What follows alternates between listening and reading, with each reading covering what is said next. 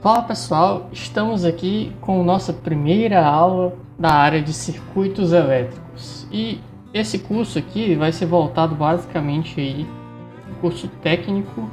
Então a gente vai estar falando aí sobre as nossas definições elétricas, os nossos teoremas que nós temos, né?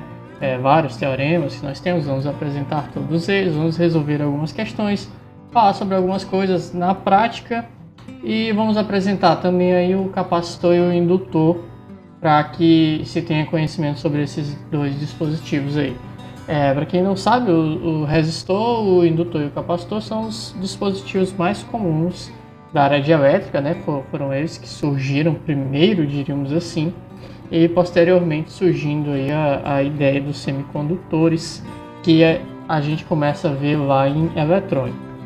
Então, se algum de vocês quiser dar uma ideia sobre uma aula adicional, sobre algum conteúdo que vocês acham que não está bem abordado, algum assunto que deve ser tratado nesse curso, que vocês acham que faltou, vocês podem colocar nos comentários dos vídeos que eu vou ler, né? Eu vou analisar e se eu achar pertinente eu realmente vou gravar uma videoaula e vou adicionar ao material já existente.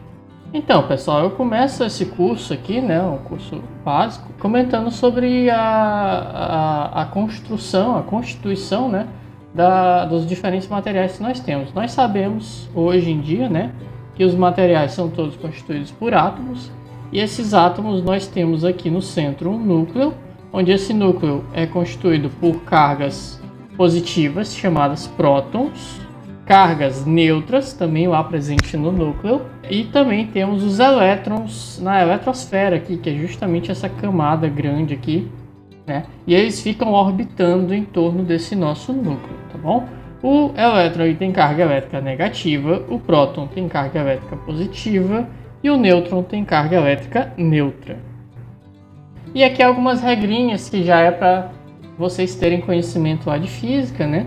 A gente sabe que os elétrons eles são atraídos pelos prótons, né? Essa força de atração que mantém eles sempre próximos ali. Os elétrons mais distantes do núcleo, eles possuem uma menor força de atração sobre eles. E devido a isso, eles ganham o nomezinho de camada de valência. Então, se nós retornarmos aqui, para esse nosso átomo que nós temos aqui, nós podemos ver que essa camada aqui, essa camada de fora, ela está mais distante do que essa camada que eu tenho aqui dentro. Então é mais fácil eu tirar um elétron daqui de fora, certo? Arrastar ele para fora desse átomo, do que eu tirar um elétron daqui, né? Tirar um elétron lá do centro vai requerer muito mais energia. Portanto, essa camada de fora aqui, essa camada de fora é a nossa camada de valência. No caso aqui, na nossa camada de valência, nós temos 4 elétrons. E aqui nós temos o exemplo, né, que nós vimos acima, é o átomo de carbono. Esse átomo de carbono, nós temos aqui a camada de valência dele, aqui por fora. E nós podemos ver que nessa camada de valência nós temos 4 elétrons, certo? E aí, seguimos aí na divisão dos materiais. Para quem assistiu os vídeos de A Era da Eletricidade, já viu um pouquinho da definição. Isso daqui, para quem não viu, eu recomendo procurar aí no YouTube A Era da Eletricidade. São 3 vídeos, cada um dura cerca de 1 hora, e eles vão dar um contexto histórico para toda a parte que nós temos do desenvolvimento da área de elétrica. Então é muito interessante assistir. E aqui nós podemos ver que os nossos materiais eles são divididos em materiais como condutores, semicondutores e materiais isolantes. E nós vamos ver cada uma dessas definições aí agora.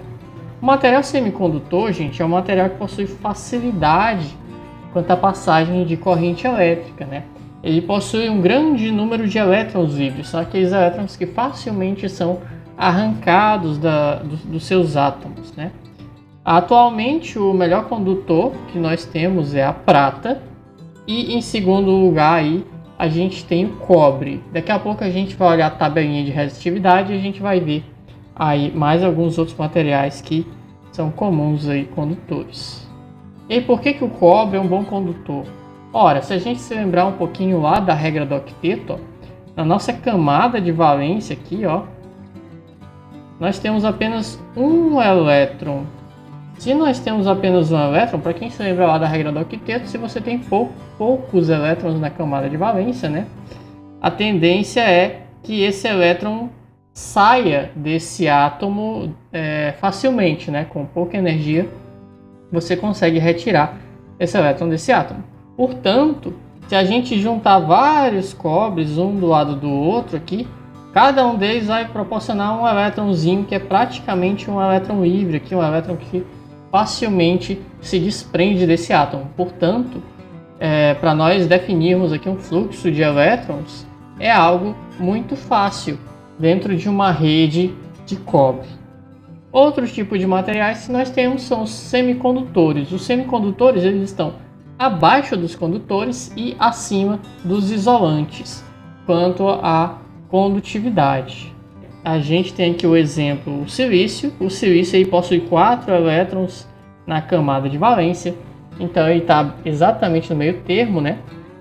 Então não é tão fácil retirar um elétron dele, né? A tendência dele, na verdade, é fazer ligações covalentes.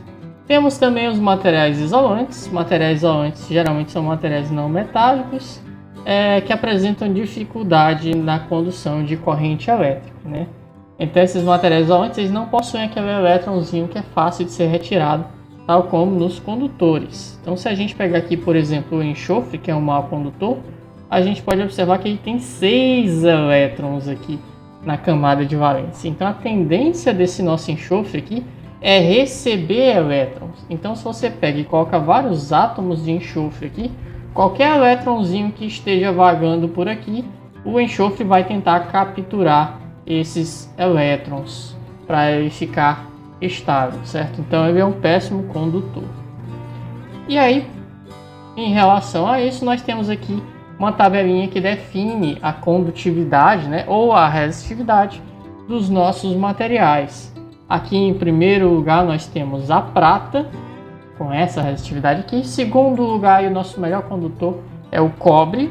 Por que se usa o cobre? Porque o cobre costuma ser mais barato do que a prata, né? Em terceiro lugar, nós temos o ouro, certo? E em quarto lugar, nós temos o alumínio, tá bom? Uma questão interessante aqui sobre os materiais condutores que nós temos, são os mais utilizados aí, que a gente vê, né? Geralmente a gente vê muito cobre, ouro e alumínio, tá? E aí você poderia perguntar, poxa, mas por que que às vezes a gente olha ouro no lugar do cobre se o ouro é mais caro? Ora, gente, acontece que o ouro ele tem uma resistência mecânica bem melhor do que o cobre, tá bom? E a durabilidade dele também é maior, tá? Então, por esse motivo, quando a gente tem coisas que vão ficar fazendo contato ali o tempo todo, dispositivos importantes, geralmente a gente vai ter esses contatos ali banhados a ouro, de tal forma com que preserve aí a vida útil desse nosso dispositivo. Além disso, vocês sabem que nas redes de distribuição, transmissão, nós temos aí condutores de cobre e de alumínio, né? E aí quando se usa um, quando se usa outro? Gente, apesar de o cobre possuir uma resistividade menor do que o alumínio pesa 3 vezes menos. Ele pesa 3 vezes menos do que o cobre. Então, nas torres de transmissão, por exemplo, você vai precisar levantar aquele condutor. É muito mais fácil você levantar um condutor de alumínio. Então, além disso, o alumínio ele é mais barato do que o cobre. Então ele tem essa vantagem aí, o alumínio é mais barato.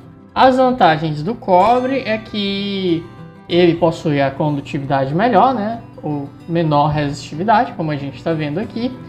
E outra vantagem que a gente tem do cobre é que ele tem um maior ponto de fusão, tá? Enquanto que o alumínio é 600 e alguma coisa graus Celsius, o cobre é 1000 graus Celsius. Então, para você conseguir fundir alumínio, é bem mais difícil. Fundir cobre é bem mais difícil do que fundir alumínio. Então, gente, por essa aula aí, a gente viu aqui o iniciozinho falando sobre a resistividade dos materiais. Na próxima aula a gente vai continuar com outras definições que nós temos aí da área de elétrica. Por hoje é só, agradeço a atenção de todos e até a nossa próxima aula.